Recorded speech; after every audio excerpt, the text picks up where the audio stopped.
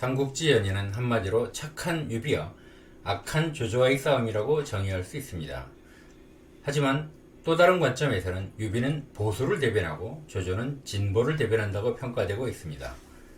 전한이 망하고 후한이 광무제 유수가 새롭게 한나라의 명맥을 이어간 것처럼 유비는 마지막 황제 헌제가 쫓겨난 뒤 촉한을 내세우며 한나라의 질서를 다시 복귀시키는 것을 목표로 하였지만 황간의 집안에서 태어난 조조는 위선적인 당대의 허례허식을 비판하고 오직 실력만을 평가의 기준으로 삼아 새로운 질서를 만들어 가려고 시도한 인물이었다는 것입니다.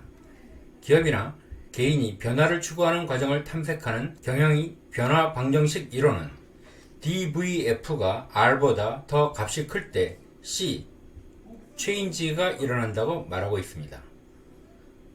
D는 dissatisfaction, 불만족, V는 비전, F는 false step, 첫걸음이 R, resistance보다 그 값이 더 클 때 change가 일어난다는 의미입니다. 그럼 조조의 변화 방정식은 어떻게 설명될 수 있을지 살펴보고자 합니다. 한마디로 황간의 집안에서 태어난 조조는 불만이 많은 소년이었습니다. 학업에는 관심이 없었고 방탕하게 놀기를 좋아했습니다. 소년 시절의 조조는 임협방탕한 건달이었다고 평가되고 있습니다. 조조는 비슷한 부류의 소년배들과 패거리를 지어서 놀러 다니곤 했는데 매를 날리고 사냥개를 몰아 짐승을 잡거나 도박을 즐기고 여염집과 술집을 드나들면서 못하는 짓이 없었다고 기록되어 있습니다. 후한 말기 시대 상황에서 젊은이들이 선택할 수 있는 직업은 단순할 수밖에 없었습니다. 관직으로 나가거나 농사를 짓는 것이었습니다. 기술을 배우거나 장사를 할 수도 있습니다. 하지만 그 지위는 낮고 비천했습니다. 사족이나 권세가들의 자제들은 학문을 배워서 관직으로 나아갈 준비를 하지만 평민의 자제들은 집안의 농사일을 돕다가 나이가 들면 결혼을 하고 가정을 꾸려 생업에 종사하는 시절이었다고 김경한 삼국지는 말하고 있습니다. 후한 말의 인구조사의 집계 결과는 당시 중국 전체 인구가 5천만 정도였으나 100년 후 통일된 서진의 인구는 1600만의 인구로 대략 3천만의 인구가 사라졌다는 것입니다. 워낙 난세였으므로 100만이 넘는 사상자가 발생한 이각, 곽사의 난처럼 많은 사람들이 죽었고 또 많은 사람들이 유랑민이나 도적이 되었고 권세가의 노비가 되어 중앙정부에서 파악할 수 없는 위치에 있게 되던 시절이었습니다. 당시 풍속에서는 젊은이들이 패거리를 지어 작당하고 방탕하게 놀면서 소란을 피우는 것이 일상이었던 시절이었습니다. 이런 소년들을 악소년이라고 불렸는데 일종의 건달이라고 볼 수 있습니다. 황제가 거주하던 낙양도 마찬가지였습니다. 명문 세족과 권문들의 자제들 중에는 리더십은 있으나 글방에 들어앉아 품행이나 닦으며 공부만 하기에는 혈기방정한 청소년들이 있었고 그들 중에는 원소나 원술과 같은 4세 3공의 집안 출신과 훗날 원소를 배반하던 허유, 또래의 장막, 포신, 오강, 오경 등이 있었습니다. 비난한 가문이나 평민 출신의 자제들도 명문가의 자제들을 따라다니며 심부름을 하거나 함께 무리를 지어 방탕한 짓으로 세월을 보내고 있었습니다. 당시 조조는 원소와 더불어 소년배의 우두머리들 중의 하나로 양대 산맥의 하나를 이루고 있었지만 가문의 위세로 볼 때 황간 집안인 조조는 원소를 따라가기에는 역부족이었습니다. 조조의 내면에는 치명적인 열등감이 자리잡고 있었습니다. 내시의 양자인 조승의 아들, 명문세족, 특히 사족들이 보기에는 버러지 같은 가문이었습니다. 양자의 아들은 정통으로 인정받기 어려운 시대에 조조는 양자의 아들이자 내시의 손자였습니다. 명문 사족들의 손가락질의 대상인 내시의 양자, 그 양자의 아들 조조는 주류 계급들에게는 멸시 섞인 비아냥거림의 대상에 불과했습니다. 조조가 어린 시절 방탕하게 놀았던 것도 이런 심리가 밑바탕에 깔려 있었기 때문이었습니다. 아무리 덕행을 쌓고 학업에 정진한다고 하여도 주류 계급에 속하는 명문 사족들에게는 내시의 후예로 보일 뿐이었습니다. 역사를 살펴보면 전하를 세운 유방은 평민 출신이었지만 200년 후에 후한을 세운 광무제 유소는 남양지방의 호족 출신이었습니다. 부인인 처족, 어머니인 외가, 그리고 부하장수들도 대부분 남양의 호족들이었습니다. 후한의 광무제는 사회를 안정시키고자 전환해서 시행하는 수전제를 실시하려고 하였습니다. 농민들에게 일정한 면적의 토지를 나눠주고 세금을 걷는 제도입니다. 이를 위하여 전국의 토지를 측정하여 매년 토지 현황을 기록하도록 하였는데 놀라운 사실을 발견하게 되었습니다. 전환의 토지 분배의 기준이 100무임에 비하여 후한의 농민들은 적으면 몇 무가 전부였고 대다수는 20에서 30무를 넘지 않았습니다. 100무를 보유한 농민은 극소수였지만 전한 시절부터 세력을 키운 지주 호족들은 전국 범위로 가진 토지가 헤아릴 수 없이 많았고 호족들의 힘은 황제마저도 함부로 대할 수 없는 수준이었습니다. 광무제의 아들 명제가 전한 시절의 제도인 상평창을 건립하여 빅민구제를 하려고 했으나 개국공신이자 수만 무의 땅을 소유하고 있는 태부, 등우부터 매우 불쾌해하며 진언을 하기 시작했습니다. 사회에 심각한 부정적인 영향을 초래하므로 심사숙고해 주길 바란다는 것입니다. 황제인 명제가 등우를 설득하려 하자 남양의 명문가 출신인 태위 조희가 반대하고 나섰습니다. 상평창은 나라를 망치는 일이라는 것입니다.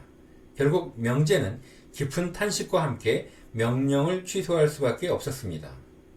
명사와 외척들이 지방과 중앙을 모두 장악한 상태에서 황제는 그저 흘러가는 대로 상황을 지켜볼 수밖에 없었습니다. 전하는 호족 관리를 실시하여 모든 백성들은 호족에 기록되어 편호로 불렸으며 이들은 모두 평등한 관계로 이를 제민이라고 칭했습니다.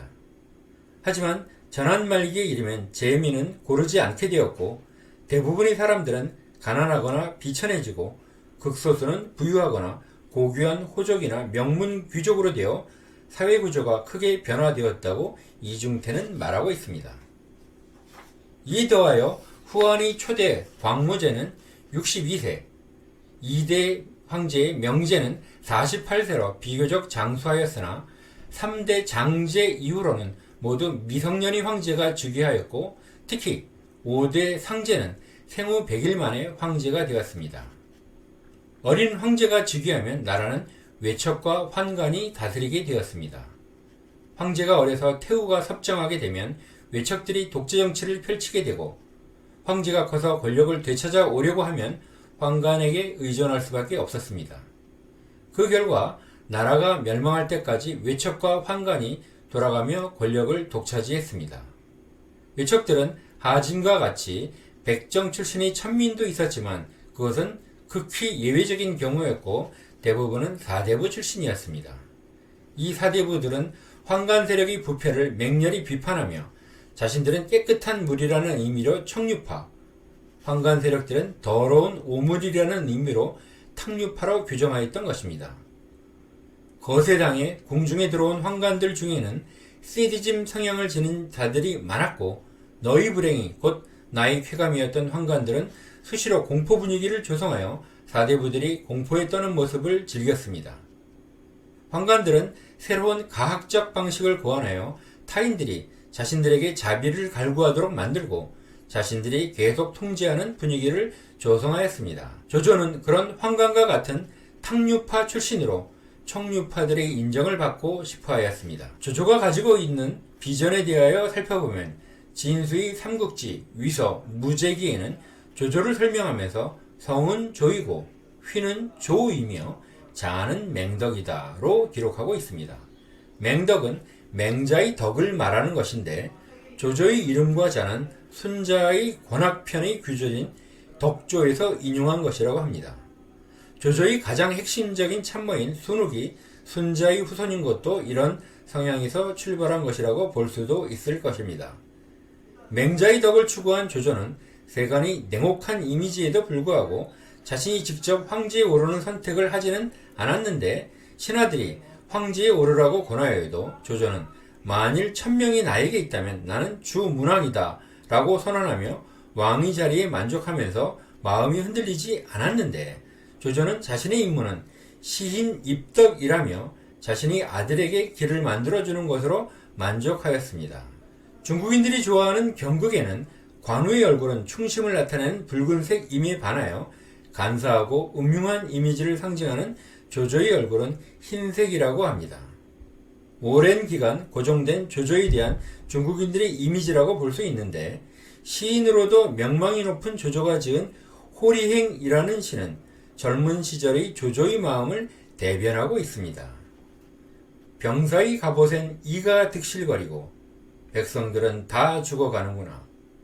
온 들판에 백골이 뒹굴고 천리에 닭울음소리 끊겼으니 살아남은 사람은 백에 하나 될까? 그것을 생각하면 가슴이 찢어지느나. 조조의 마음을 잘 표현했다고 평가되고 있습니다. 조조는 66세에 죽으면서 남긴 유언에는 병사를 통솔하며 수비지에 주둔하고 있는 자가 부서를 떠나는 것을 허락지 않는다. 담당 관리는 각자 자신의 임무를 다하라. 시신을 쌀 때는 평상복을 사용하고 금은보화는 묘에 넣지 마라. 진수는 조조를 평하여 한나라 말기에는 천하가 크게 어지러워 영웅호걸이 동시에 일어났다. 그 중에서 원소는 내주를 근거로 하여 호시탐탐 느렸으며 강성함이 대적할 자가 없었다. 태조는 책략을 이용할 계획을 세워 천하를 편달하고 마침내 국가의 큰 일을 완전히 장악하고 대사업을 완성시킬 수 있었으니 이는 오직 그의 명석한 책략이 가장 우수했던 덕분이다. 따라서 그는 비범한 인물이며 시대를 초월한 영웅이라고 할 수 있다. 라고 기록하였습니다. 조조는 맹덕이라는 뜻을 품고 있었으나 현실에서의 조조는 황간의 자식일 뿐이었습니다.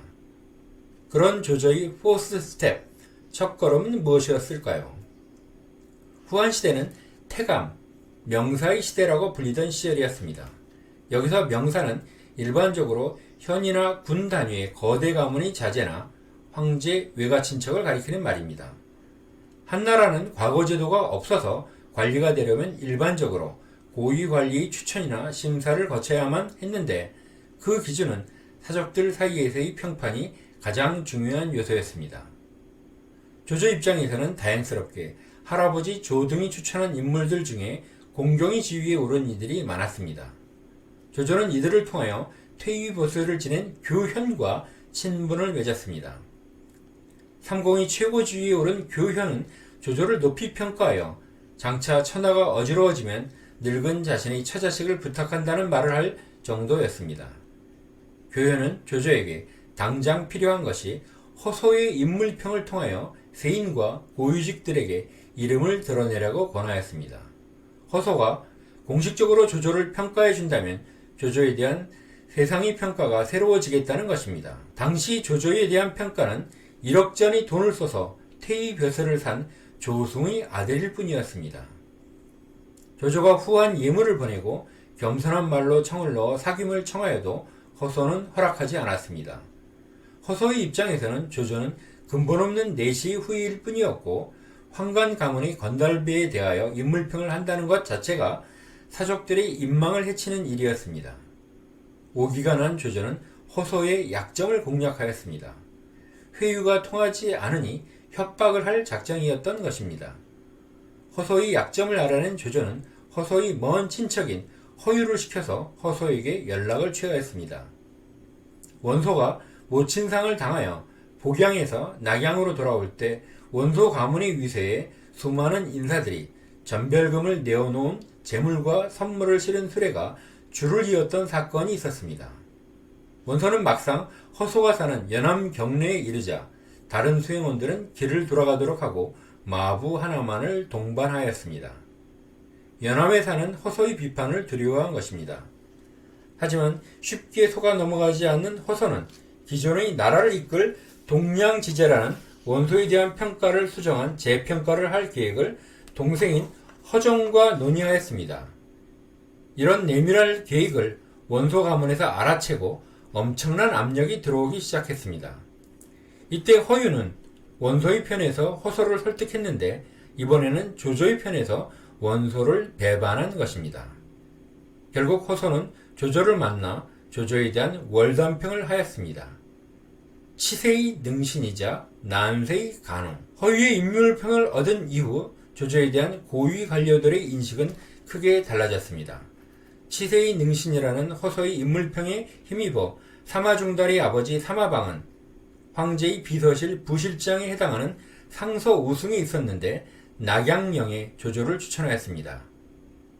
하지만 상서인 양곡이 조조가 출신이 나쁘고 품행이 좋지 않다며 반대하여 결국 낙양 북부위로 임명되었습니다. 당시 낙양 북부는 궁중의 권세가들과 고위직 황관들이 사저가 집중적으로 모여있는 곳이었습니다.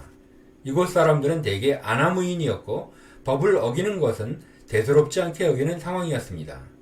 하지만 천자가 거주하는 낙양에서 치안 책임자는 질서를 유지시켜야 하는데 잘못하면 황관들에게 찍혀 멸문지화를 당할 위험도 있는 곳이었습니다. 사족들의 입장에서는 골치 아픈 권세가 황관들의 지역에 황관의 자제인 조조를 책임자로 보내려는 의도였습니다. 조조는 부임한 지 한 달도 되기 전에 대형 사고를 발생시켰습니다. 통행금지를 어긴 중상시 건석의 삼촌을 몽둥이줄로 죽인 것입니다. 중상시 건석은 영제 초기에 대장군 두무와 태위 진번이 황관들을 숙청하려 하자 궁정 구테타를 일으켜 이들을 모두 죽인 황관이었습니다. 훗날 영제가 죽기 직전 진류왕을 황제로 옹립할 것을 부탁받은 권력의 핵심부 인물이었습니다. 그런 건석조차도 대선배인 조등의 손자 조조를 어찌할 수 없었습니다. 이 사건 이후 수도 낙양의 치안은 좋아졌고 밤에 금령을 어기는 사람들도 사라졌습니다. 하지만 불편해진 황관들은 조조를 현령으로 승진시키면서 외지인 돈구현으로 좌천시켜 버렸지만 조조는 낙양을 비롯하여 사족들에게 주목받는 존재가 되었던 것입니다. 이때가 서기 174년 후한 광무제 유소가 왕망이 난으로 망한 한나라를 다시 세운 지 150년이 지난 시점이었습니다. 훗날 동탁의 폭정으로 여론이 악화되자 동탁의 책사 이유는 이를 무마하기 위하여 왕윤과 함께 조조를 동탁에게 추천하였습니다. 당시 낙양에서 청렴하고 강직하다고 정평이 난 사람이 왕윤이었다면 최고의 법치주의자는 조조였습니다. 왕윤과 조조는 황실을 지킨다는 심정으로 동탁 정권의 핵심에 접근하게 되었습니다. 동탁의 전횡을 피하여 도성을 탈출한 원소와는 다른 선택이었습니다. 조조는 허상 뒤에 숨어있는 사물의 본질에 집중하는 눈을 가졌고 그것이 그의 성공과 세간의 악평의 중요한 원인이 아니었나 생각됩니다. 끝까지 들어주셔서 감사합니다.